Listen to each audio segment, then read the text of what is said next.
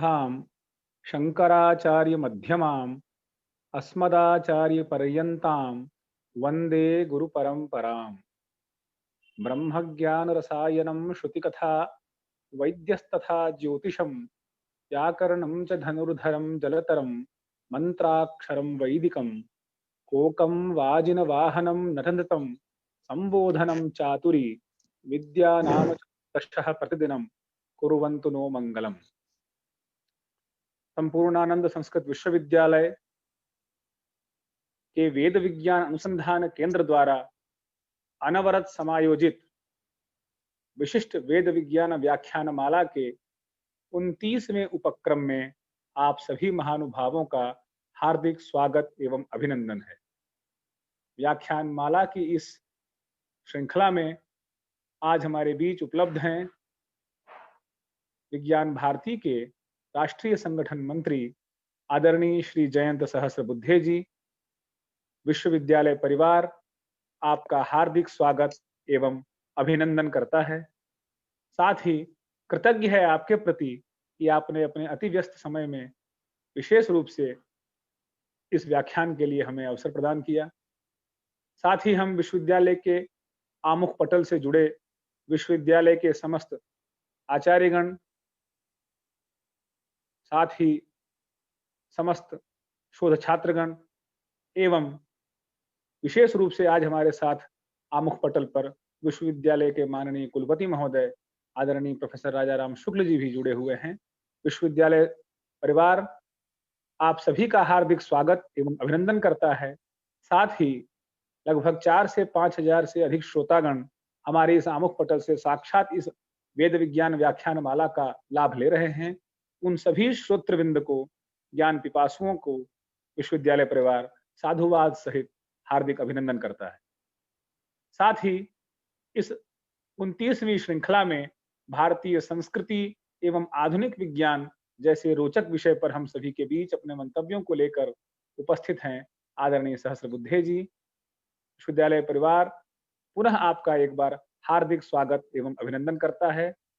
साथ ही इस श्रृंखला में जहां हमने विगत उन 28 व्याख्यानों के क्रम में कृषि विज्ञान, वैदिक अंक विज्ञान, मंत्र शक्ति विज्ञान, जीव विज्ञान, भाषा विज्ञान, खगोल विज्ञान, भारतीय संस्कृति इत्यादि उपनिषद एवं वेदों के विविध पक्षों का श्रवण किया, आज एक अंतर विषयक विषय लेकर हमारे बीच आदरणीय महोदय उपस्थित हैं। हम बिना किसी विलंब करते हुए जितने हमारे श्रोतागण हैं उन सबके समक्ष निवेदन करते हैं आदरणीय सहस्रबुद्धे जी से, आप अपने उद्बोधन से, अपनी अभिनव दृष्टि से हम सभी श्रोतृकाम महान श्रोतृविंद का आप अपने व्याख्यान से हम सभी को लाभान्वित करें। आदरणीय जयंत सहस्रबुद्धे जी। नमस्कार। आपके विश्वविद्यालय के सम्माननीय कुलपति प्रोफेसर डॉक्टर राजाराम जी शुक्ल, इस विश्वविद्यालय में अध्यापन का कार्य करने वाले सारे गुरुजन, इस विश्वविद्यालय के छात्र परिवार और श्रोताओं में जो विशेष रुचि से इस वेद व्याख्यान माला में जुड़े हुए सारे अन्य बंधु भगिनी, आप सभी को मैं सादर अभिवादन करता हूं। आपके विश्वविद्यालय के द्वारा ये जो वेद विज्ञान व्याख्यान माला चल रही है, उसका ये 29वां उपक्रम है। मैं वैसे एक विज्ञान का छात्र हूं और अपने देश में विज्ञान भारती इस नाम से एक स्वदेशी विज्ञान आंदोलन कार्यरत है, उसका मैं एक कार्य करता हूं। आप सभी लोग ये जानते ही होंगे कि किसी भी विज्ञान आंदोलन का उद्देश्य होता है विज्ञान लोगों तक ले जाना, लोगों को विज्ञान समझाना, विज्ञान और लोगों के बीच एक सेतु बंधन करना। तो स्वाभाविक इसी प्रकार का कार्य विज्ञान भारती के द्वारा होता है। जैसे मैंने उल्लेख किया कि विज्ञान भारती का परिचय 3 शब्दों से होता है, वो है स्वदेशी विज्ञान आंदोलन। यानी विज्ञान आंदोलन जो स्वदेशी भाव से प्रेरित है। स्वदेशी ये विशेष शब्द है। विज्ञान आंदोलन तो जैसा मैंने बताया कि विज्ञान लोगों तक ले जाने का काम करता है, लेकिन स्वदेशी भाव ये उसकी विशेषता है विज्ञान भारती की। हम सब जानते हैं कि स्वदेशी में स्व ये जो अक्षर आता है, संधि अक्षर, वो यानी हम स्वयं।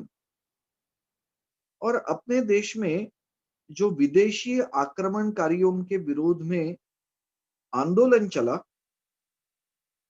वो केवल उनसे मुक्ति पाने के लिए नहीं था।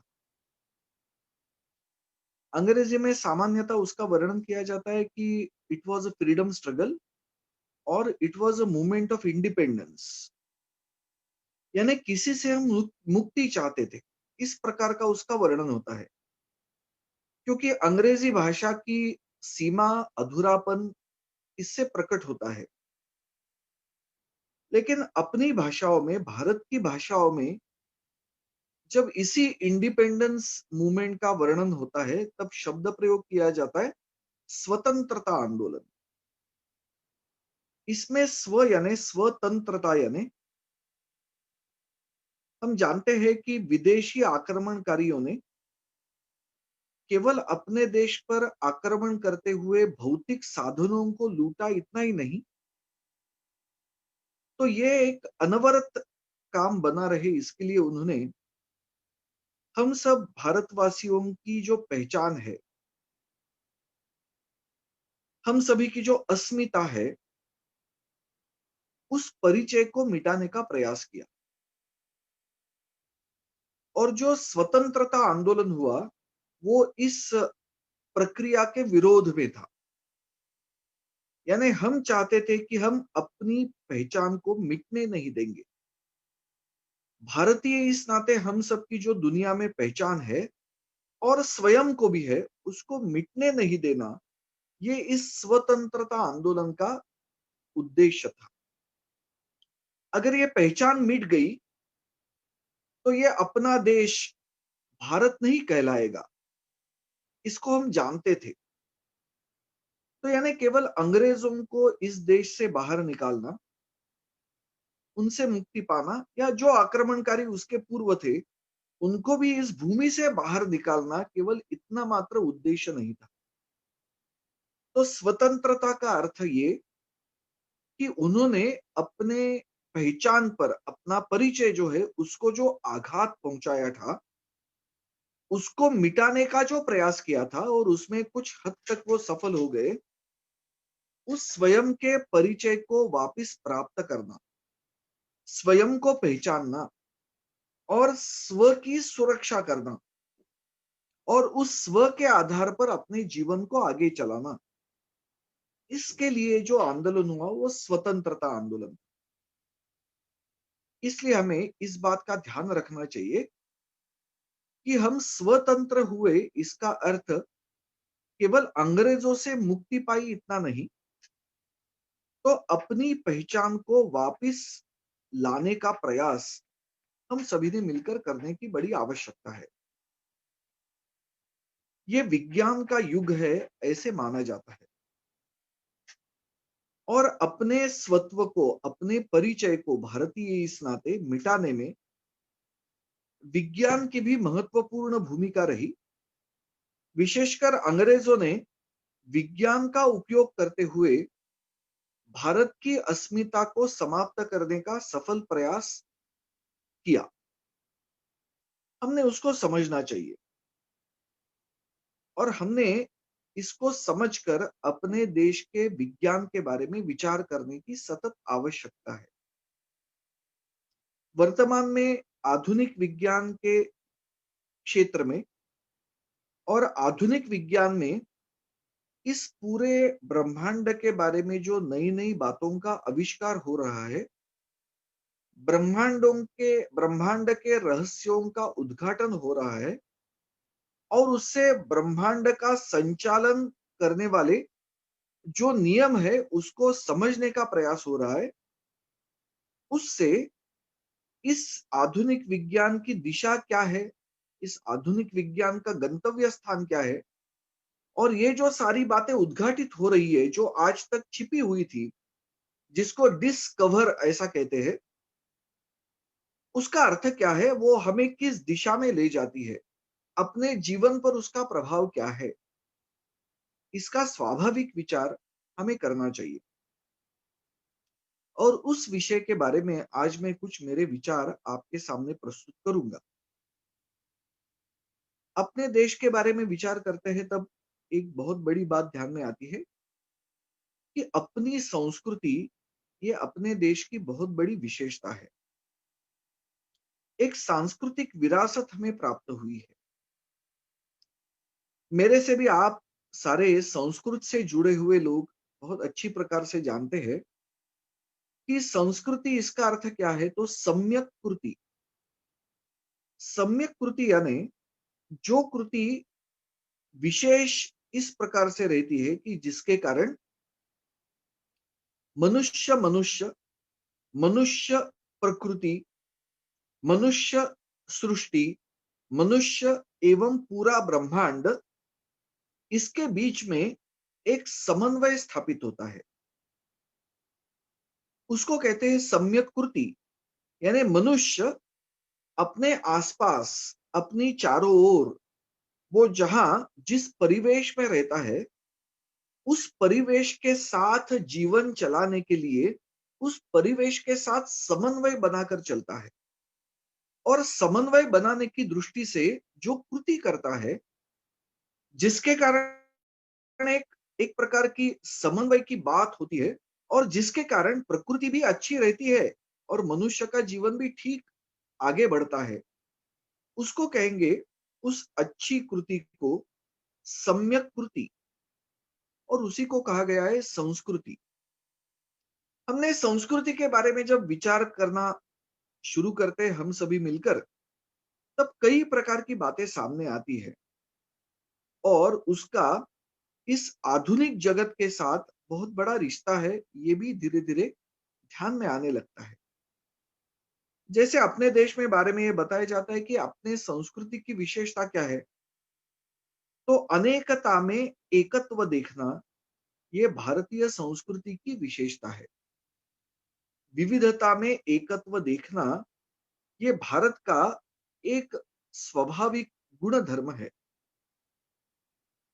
इसका अर्थ क्या है, तो ये सृष्टि हमें विविध रूपों में प्रकट हुई दिखाई देती है, लेकिन हम सब जानते हैं कि इस चराचर जगत के अंदर एक ही सत्य स्थापित है। इसको ही हम कहते हैं एकोहम बहुश्याम, या अलग अलग प्रकार से उसको व्यक्त किया जाता है, यत् पिंडे तत् ब्रह्मांडे। ऐसी कई प्रकार की बातें उसमें से सामने आती है। अनेकता में एकत्व देखना, विविधता में एकत्व देखना, ये भारतीय संस्कृति की विशेषता मानी जाती है।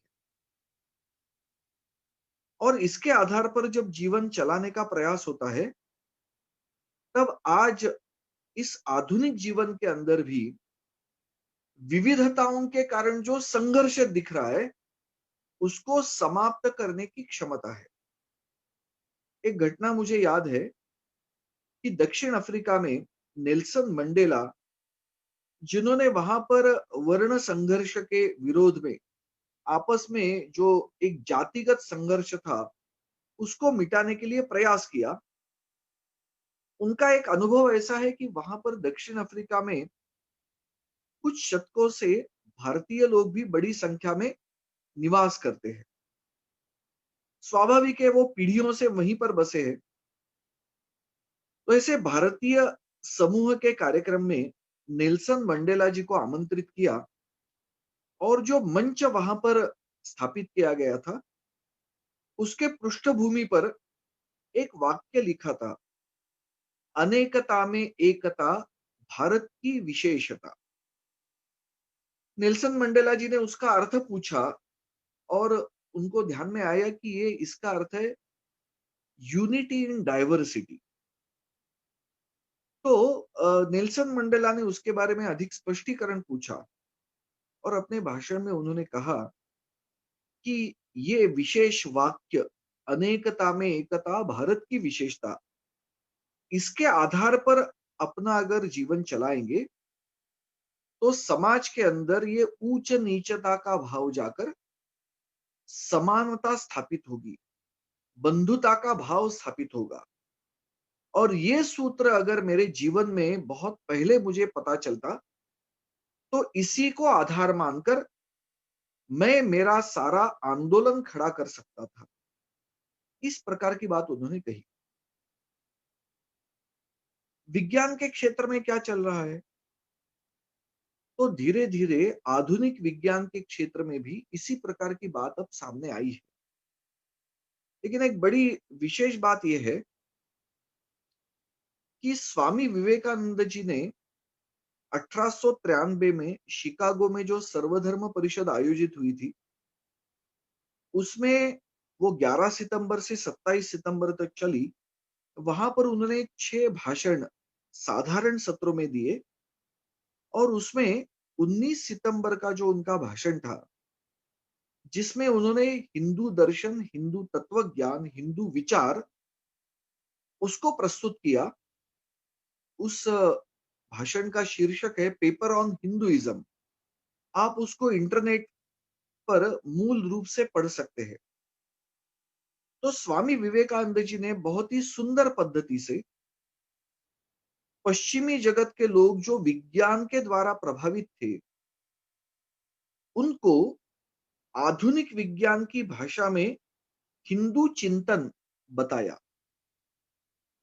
यही जो बात है कि अनेकता में एकत्व और वो समझना, जैसे अपने देश में उसी को सबसे बड़ी बात मानी गई है।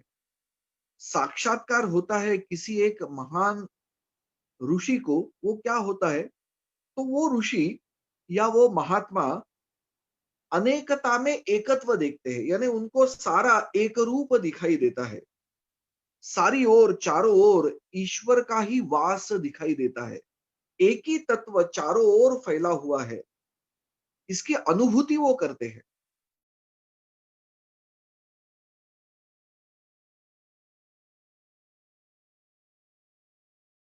साक्षात अनुभूति कर, इसलिए उनको दी बातें हैं। तो स्वामी विवेकानंद जी ने 1893 में 19 सितंबर को इस भाषण में इस अनेकता में एकता, ये जो विशेषता है उसको बताते समय कैसे वहां पर ये सारी बातें विज्ञान के आधार पर बताई। तो उन्होंने कहा science is nothing but finding of unity. ऐसे उन्होंने कहा विज्ञान, विज्ञान की दिशा क्या है, विज्ञान का गंतव्य स्थान क्या है? तो इस विविधता में जो एकत्व है उसको ढूंढना, यही विज्ञान का अंतिम गंतव्य स्थान है। Science is nothing but finding of unity, ऐसा उनका वाक्य है। लेकिन वो यहां रुकते नहीं है, वो आगे क्या कहते हैं? Physics may come to an end when physicists will find out one energy of which all other energies are but manifestations. Chemistry may come to an end when chemists will find out one element of which all others are made. And this is how ultimately science will reach the ultimate goal, unity. ऐसा स्वामी विवेकानंद जी ने कहा। ये कब कहा? 19 सितंबर 1893।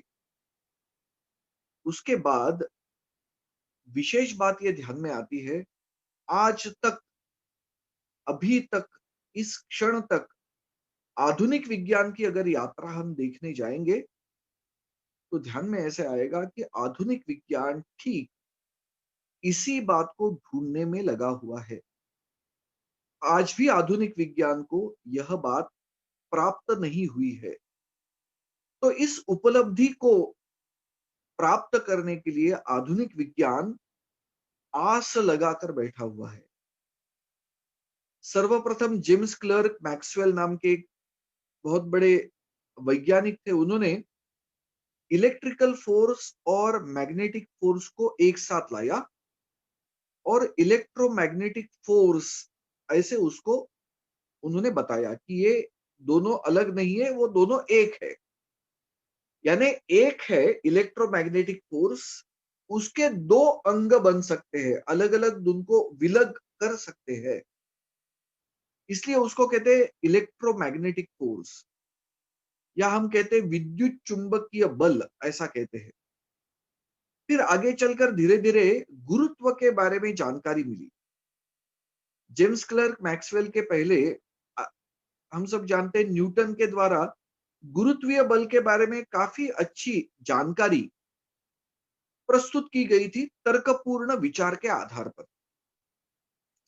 लेकिन Einstein ये पहले ऐसे व्यक्ति थे कि जिन्होंने ये समझा कि ये विद्युत चुंबकीय बल है और गुरुत्वीय बल, उनको एक साथ लाना ही चाहिए, क्योंकि गुरुत्वीय बल इतना बड़ा होता है और विद्युत चुंबकीय बल इतना सूक्ष्म होता है। दोनों प्रकृति के बल है, लेकिन दोनों को एक साथ लाने की आवश्यकता है।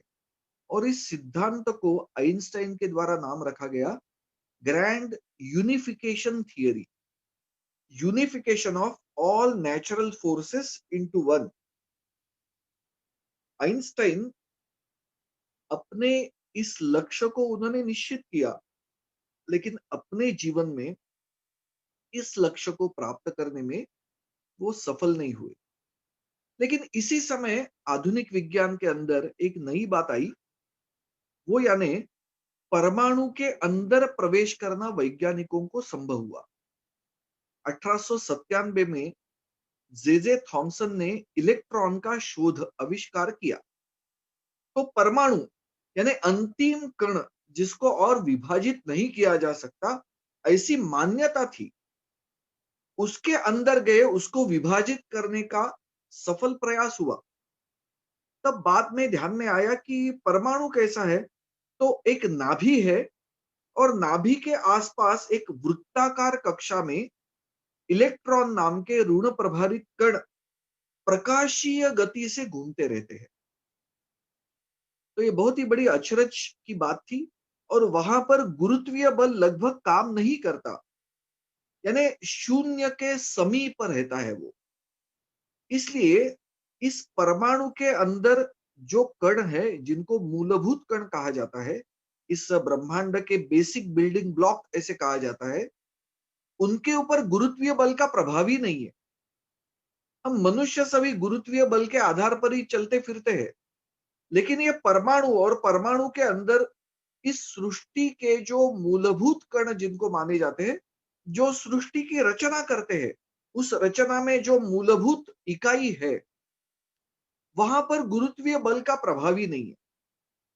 और भौतिक वैज्ञानिकों को चौंकाने वाली इस प्रकार की ये बात थी। आइंस्टाइन के दृष्टि से ये ओझल हो गई।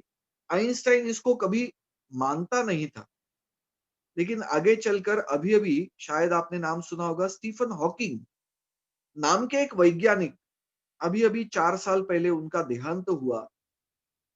उन्होंने इस बात को समझा, उसके पूर्व भी कई लोगों ने ये गुरुत्वीय बल और ये जो और दो बल प्राप्त हुए परमाणु के अंदर जाने के बाद, उसको परमाणु स्तर के तीव्र और मंद बल ऐसे कहा जाता है। अंग्रेजी में स्ट्रॉन्ग न्यूक्लियर फोर्स और वीक न्यूक्लियर फोर्स ऐसे उसके नाम है। तो कुल मिलाकर ऐसे 4 प्रकृति के बल पाए गए। एक विद्युत चुंबकीय बल, परमाणु स्तर के 2 बल, तीव्र और मंद, और इनका एक समूह होता है जो गुरुत्वीय बल से अनगिनत सूक्ष्म रहता है। यानी गुरुत्वीय बल इनके साथ कभी रहता नहीं, ऐसा लोग मानते हैं। और गुरुत्वीय बल जिसके कारण ये सारा ब्रह्मांड यानी पृथ्वी सूर्य के वृत्ताकार कक्षा में जो घूम रही है, वो इस गुरुत्वीय बल के कारण। और ये अपनी आकाशगंगा जो इस बहुत विस्तारित इस प्रकार की इस ब्रह्मांड के अंदर जो घूम रही है, वो भी गुरुत्वीय बल के कारण घूम रही है। वो बंधे हुए हैं, सारे सारे ग्रहगोल एक एक दूसरे से बंधे हुए हैं इस गुरुत्वीय बल के कारण। और वहां पर ये विद्युत चुंबकीय बल यानी अवकाश के अंदर, अंतरिक्ष के अंदर केवल गुरुत्वीय बल ही होता है, वहां पर ना विद्युत चुंबकीय बल है, ना इस परमाणु स्तर का तीव्र और मंद बल है। लेकिन प्रकृति, ये ब्रह्मांड, उसके ये मूलभूत 4 प्रकार के बल, उनको एक साथ लाना, और ये मूलतः एक ही बल के 4 अलग-अलग प्रकार है, यह वैज्ञानिकों ने माना और उसके लिए एक सिद्धांत बनाने का प्रयास, आगे चलकर आइंस्टाइन की इस बात को आगे लेकर बढ़ने का श्रेय स्टीफन हॉकिंग को देना चाहिए। उन्होंने किया, लेकिन आइंस्टाइन ने जो नाम रखा था ग्रैंड यूनिफिकेशन थियरी, उसको उन्होंने थोड़ा बदल कर क्या कहा, theory of everything, TOE, theory of everything, यानी one theory which encompasses all the forces of this nature. लेकिन स्टीफन हॉकिंग भी 4 साल पूर्व चले गए, उनके जीवन का भी थियरी ऑफ एवरीथिंग एक लक्ष्य था, लेकिन उन्होंने कहा कि इसको पाना बड़ी कठिन बात है, it is very difficult to get or achieve that kind of feat of theory of everything. और वो आगे चलकर ये कहकर गए, I don't think the pace with which we are progressing in this field of modern science, I don't think within next 50 years we will be able to achieve this feat of getting or reaching that point where theory of everything will be in our hands. इस प्रकार से वो बात कहकर गए। लेकिन और एक विशेष बात उन्होंने कही, जो स्वामी विवेकानंद जी की बात से मिलती है। उन्होंने कहा कि whenever at any point of time in future when scientists will reach that particular stage, when they will find this theory of everything, that will be the end of theoretical physics, ऐसा उन्होंने कहा। यानी भौतिक विज्ञान सैद्धांतिक दृष्टि से अंतिम चरण पर पहुंचा होगा, उस समय यह स्थिति निर्माण होगी, ऐसा उन्होंने कहा। जो स्वामी जी ने कहा था, फिर एक बार मैं वो वाक्यांश दोहराता हूं ताकि आप दोनों को मिला सकते हैं। स्वामी जी ने 1893 में क्या कहा, science is nothing but finding of unity. Physicists may come to an end, physics will come to an end when physicists will find out one energy of which all other energies are but manifestations. Replace this word energy by Swami Vivekananda by force. Then what Swamiji would have said in 1893, physics may come to an end when one force will be taken as manifestation of several other forces. तो इस प्रकार की कल्पना, ये आज हम देख रहे हैं कि आज आधुनिक विज्ञान भी ये जो विविध बलों का अनुभव हम करते हैं, वो कहते हैं कि वास्तविक ये एक ही बल होना चाहिए और उसको प्राप्त करना, वो एक बल क्या, जहां से ये अनेक बल विविध रूपों में हमारे सामने प्रकट होते हैं, उस एक बल को समझना, यही आधुनिक विज्ञान का गंतव्य स्थान है। यानी एक प्रकार से अपने सदियों से विरासत के रूप में जो बात आई, अनेकता में एकत्व देखना, इसी बात की पुष्टि आधुनिक विज्ञान भी कर रहा है। और आधुनिक विज्ञान आगे चलकर ये बता रहा है कि ये केवल सिद्धांत नहीं होने चाहिए, तो ये बात मनुष्य ने प्रत्यक्ष अपने जीवन में उतारनी चाहिए।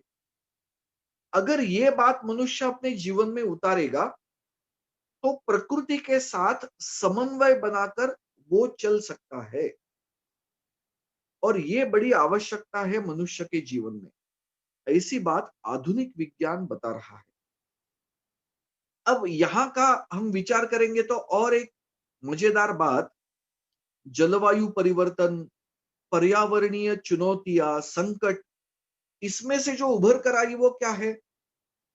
1992 में रियो दी जेनेरियो में, ब्राजील की राजधानी है, वहां पर एक पूरे विश्व का पृथ्वी शिखर सम्मेलन हुआ।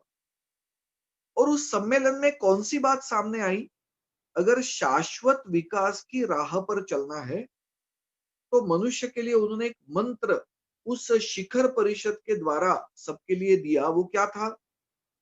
उन्होंने कहा we need to learn how to live in harmony with nature, यानी प्रकृति के साथ समन्वय बनाकर, साहचर्य बनाकर कैसे जीवन जीना चाहिए, उसको समझने की बड़ी आवश्यकता है, ऐसा उन्होंने कहा। प्रकृति के साथ समन्वय, प्रकृति के साथ संवाद, यानी क्या? विविधता में एकता, और उसके साथ जीवन चलाना अपना। प्रकृति में जिस प्रकार की बातें होती है, अपना ये अंग भी प्रकृति का ही एक घटक है, ऐसा मानकर प्रकृति के साथ तालमेल। अगर प्रकृति के विरोध में अगर हम कुछ करते हैं, तो निश्चित ही शरीर के अंदर भी एक असंतुलन निर्माण होता है और बातें स्वास्थ्य की बिगड़ती जाती है। इसलिए अपने देश में यही कहा गया है, यत पिंडे तत् ब्रह्मांडे। दोनों में अंतर नहीं है, जो पिंड के अंदर है वही ब्रह्मांड के अंदर है। उसका ही प्रकटीकरण अलग अलग रूपों में हुआ, तत्वमसि, अहम ब्रह्मास्मि, ऐसी कई प्रकार की बातें। तो हम सब समझते हैं कि आगे चलकर अब ये पर्यावरण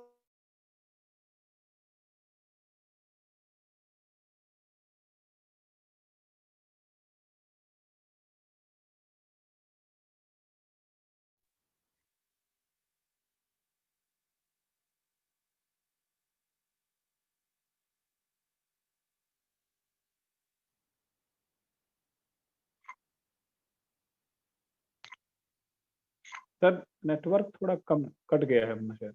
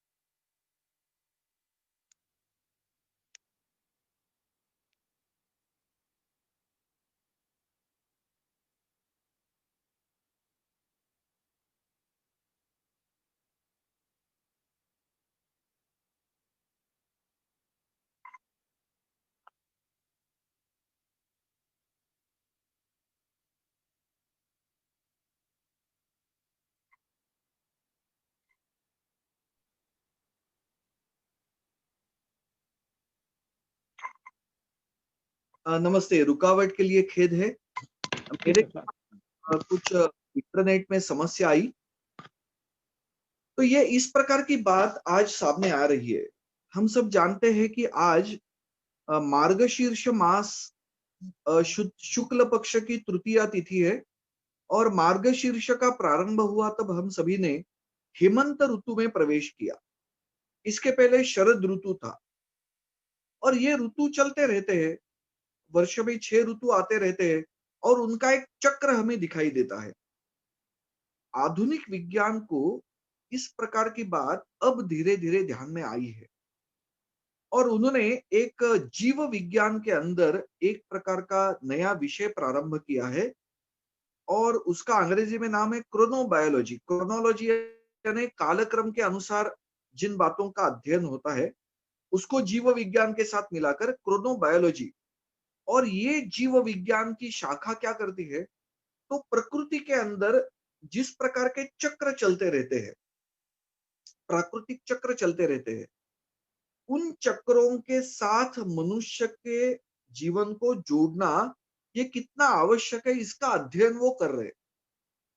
उन्होंने अलग अलग नाम दिए कि अपने शरीर के अंदर भी एक घड़ी चलती रहती है, बायोलॉजिकल क्लॉक, और विशेषकर नींद के साथ जुड़ी हुई जो इस प्रकार की बातें हैं, उसको कहते हैं सर्कैडियन रिदम, ऐसा कहते हैं। और 2017 का नोबेल पुरस्कार इस प्रकार के अनुसंधान को दिया गया। और उसमें क्या क्या बातें सामने आई, जैसे अपने इस आंत के अंदर कुछ सूक्ष्म जीव रहते हैं, जो शरीर के अंदर पाचन क्रिया चलती है, अन्न को पचाना, वो क्रिया चलती है, उसमें उनकी सबसे महत्वपूर्ण भूमिका रहती है। ये क्रोनोबायोलॉजिस्ट आज ये कह रहे हैं, 2017 में जिसको नोबेल पुरस्कार मिला, वो ऐसे कहते हैं कि ये जो सूरज का ढलना और उगना, यानी सूरज आता है और जाता है, सूरज जब रहता है उस समय ये सूक्ष्म जीव ये सक्रिय रहते हैं। उनको भी नींद आती है, सूक्ष्म जीवों को, उसका अस्तित्व हमें ध्यान में नहीं आता, लेकिन सूक्ष्म दर्शक के अनुसार ये जो अध्ययन हुआ उसमें से बात ध्यान में आई कि ये जो सूक्ष्म जीव जिनकी अन्न जो ग्रहण करते हैं, हम उसको पचाने में सबसे महत्वपूर्ण भूमिका रहती है, वो सूरज जब रहता है तभी सक्रिय रहते हैं और तभी सक्रिय रह पाते हैं।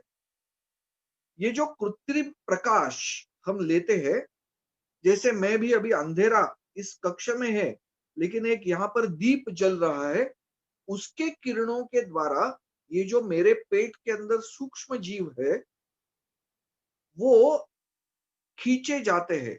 उनका नींद का समय हो गया है, लेकिन मैं उनको आगे खींच रहा हूं, उनकी सक्रियता नहीं होने पर भी उनको जगाने का प्रयास कर रहा हूं, जागृत रख रहा हूं।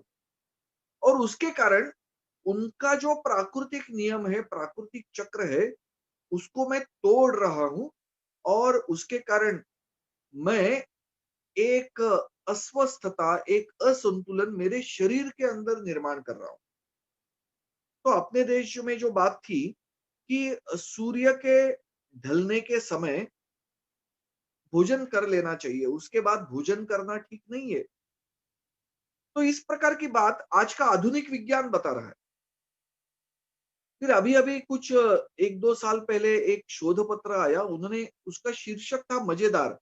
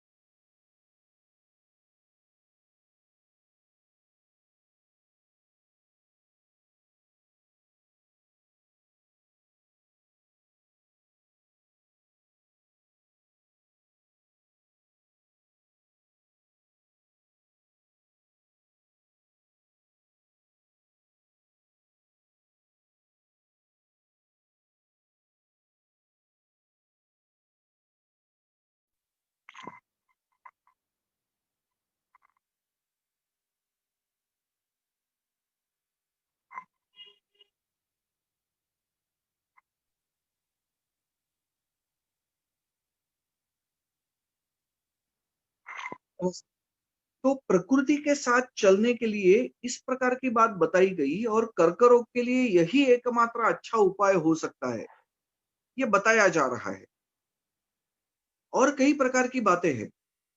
वारंवारिता यानी क्या, कि जैसे कल चतुर्थी आएगी या कल शुक्रवार का दिन है, आज बृहस्पतिवार है, तो कुछ लोग बृहस्पतिवार को व्रत रखते हैं प्रति सप्ताह।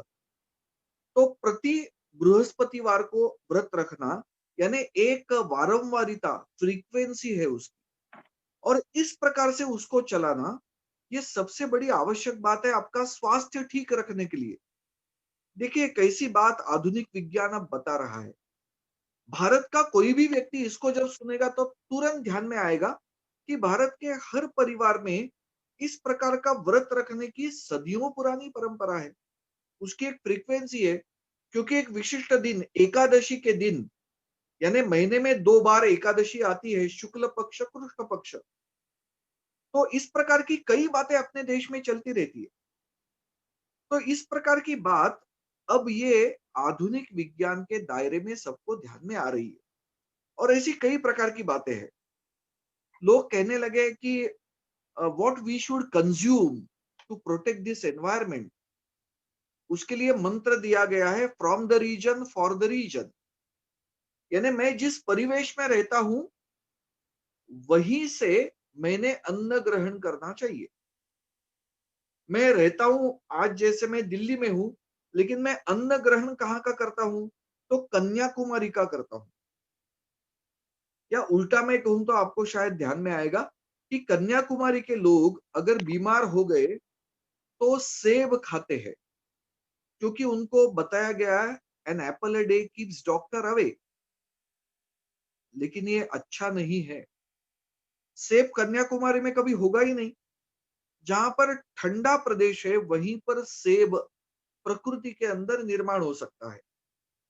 कन्याकुमारी जैसे समुद्र सतह पर, जहां पर आर्द्रता हवा की बहुत ज्यादा रहती है, वहां पर यह सेब कभी होगा ही नहीं। वहां का वो फल ही नहीं है।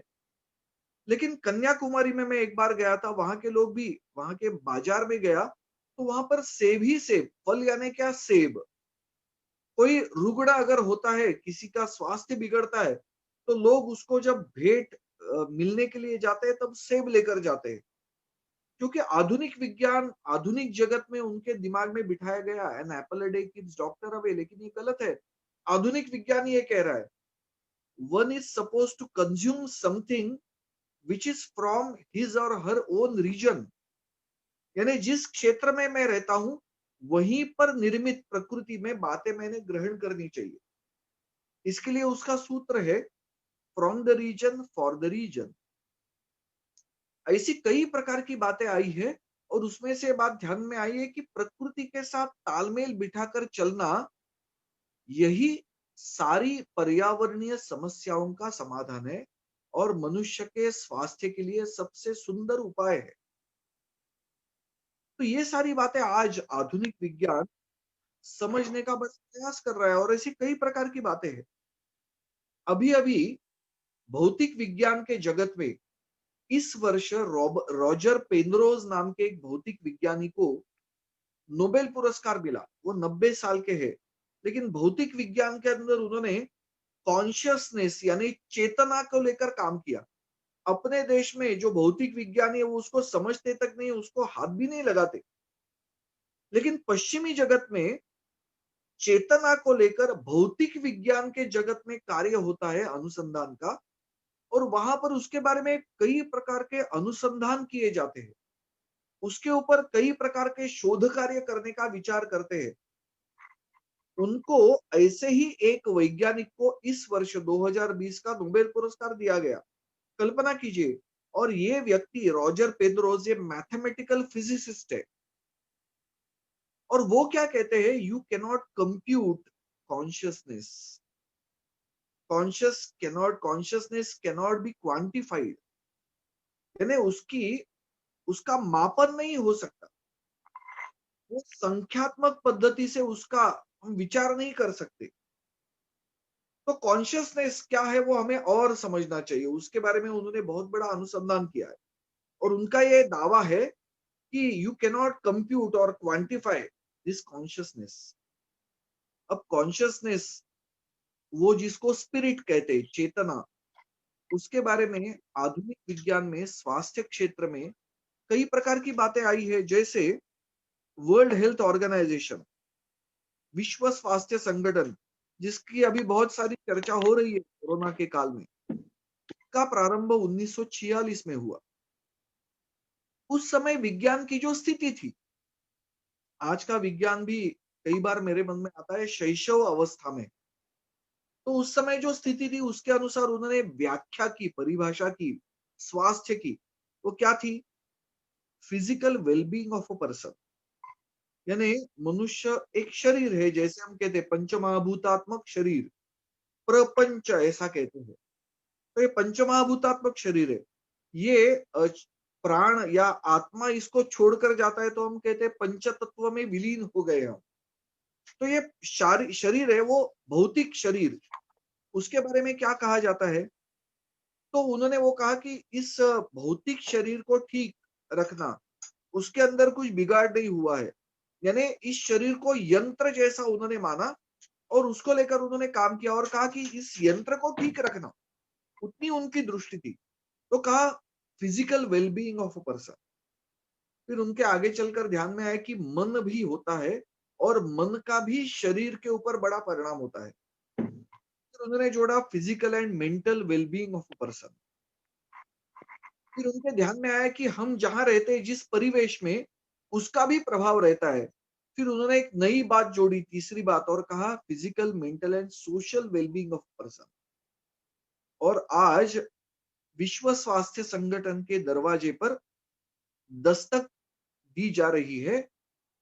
वो आवश्यकता ये है, लोग कह रहे हैं कि स्पिरिचुअलिटी को इसके साथ जोड़ना चाहिए, क्योंकि स्पिरिचुअलिटी ये अपने स्वास्थ्य का चौथा आयाम है।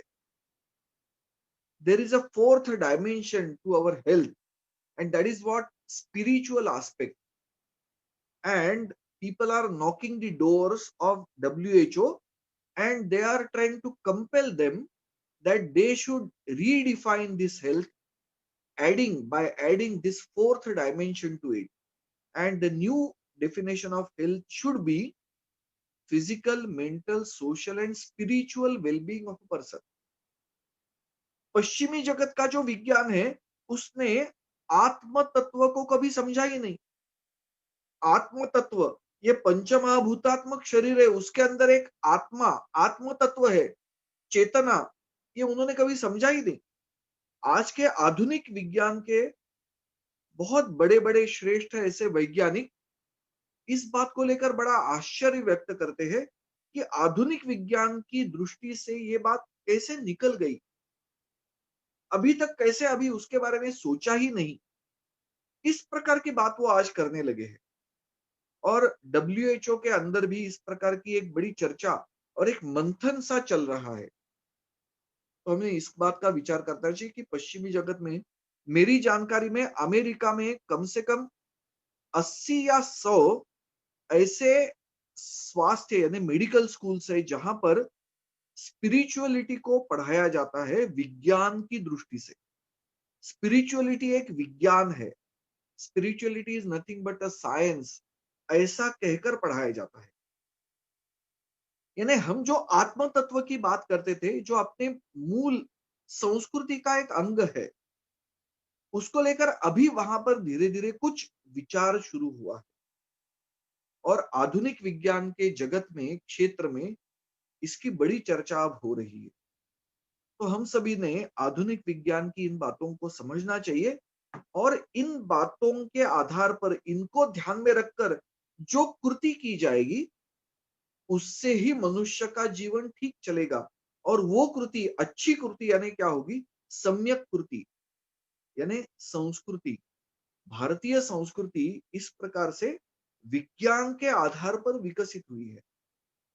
आधुनिक विज्ञान भी धीरे धीरे इसी दिशा में अपनी मार्गक्रमणा कर रहा है। तो हमें इस बात का ध्यान रखना चाहिए कि भारतीय संस्कृति और आधुनिक विज्ञान के बीच में किस प्रकार का एक नया रिश्ता उभर कर अब सामने आ रहा है, उसको समझने की बड़ी आवश्यकता है। और इस प्रकार के कई उदाहरण अब सामने आने लगे हैं। आप जैसे अपने देश की विरासत को जिन्होंने सुरक्षित रखा है और उसको और उसकी गहराई में जाकर और कुछ नए तत्व सामने लाने का आप प्रयास करते हैं, आपका एक बहुत ही ये महत्वपूर्ण अध्ययन का विषय हो सकता है कि फिर एक बार अपनी इस संस्कृति को यानी सम्यक कृति क्यों? तो इस पूरे ब्रह्मांड के साथ तालमेल बिठाकर चलना, मैं उसका ही एक अंग हूं ऐसा मानकर आगे बढ़ना, इस प्रकार की बात को फिर एक बार एक प्रकार की प्राथमिकता प्राप्त होने लगी है। उसका महत्व सब दूर विश्व में विज्ञान के क्षेत्र में सबको ध्यान में आने लगा है। इसको समझकर आगे बढ़ना ये हम सब भारतीयों के लिए बहुत ही आवश्यक बात है। कुछ उदाहरणों के द्वारा ये जो भारतीय संस्कृति और आधुनिक विज्ञान, इसके बीच में आज ये जो एक तालमेल समन्वय बन रहा है, एक प्रकार का एकत्रीकरण हो रहा है, उसके कुछ उदाहरण आपके सामने मैंने प्रस्तुत किए हैं। आपने मुझे अवसर दिया, इसलिए मैं कृतज्ञ हूं आपके प्रति। आप सभी का धन्यवाद।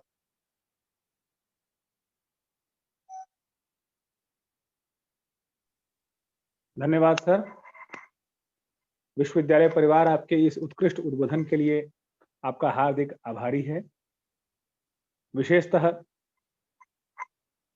भारतीय संस्कृति एवं आधुनिक विज्ञान के विविध पक्षों के संदर्भ में अनेकता में एकता, यत् पिंडे तत् ब्रह्मांडे, तत्त्वमसि इत्यादि अवधारणाओं को किस प्रकार देखने की आवश्यकता है और किस प्रकार विज्ञान इसी दिशा में अग्रसर हो रहा है और भारतीय दृष्टि भी इस ओर होनी चाहिए, इस पर आपने विशेष बल दिया। हमारे विश्वविद्यालय के आमुख पटल से जुड़े श्रोतागणों की कई जिज्ञासाएं इस पर प्राप्त हो रही हैं और भी अनेक शोधार्थियों की तरफ से कुछ जिज्ञासाएं प्राप्त हो रही हैं। हम उन सभी जिज्ञासाओं को समेकित करके पुनः इस व्याख्यान के द्वितीय चरण में आधुनिक संस्कृति एवं विज्ञान के संदर्भ में जो जिज्ञासाएं प्राप्त हो रही हैं, उन्हें आप तक प्रेषित कर आपसे पुनः भविष्य में इस विषय पर संवाद स्थापित करने के लिए निवेदन करेंगे। हम विश्वविद्यालय परिवार की ओर से, माननीय कुलपति महोदय की ओर से एवं वेद विज्ञान अनुसंधान केंद्र की ओर से आपका हार्दिक आभार एवं हार्दिक कृतज्ञता ज्ञापित करते हैं तथा इस वेद विज्ञान व्याख्यान माला की इस श्रृंखला को यहीं पूर्णता प्रदान करते हैं। आपको सादर नमन करते हुए ओम पूर्णमदः पूर्णमिदं पूर्णात् पूर्णमुदच्यते पूर्णस्य पूर्णमादाय पूर्णमेवावशिष्यते। ओम शांति शांति शांति।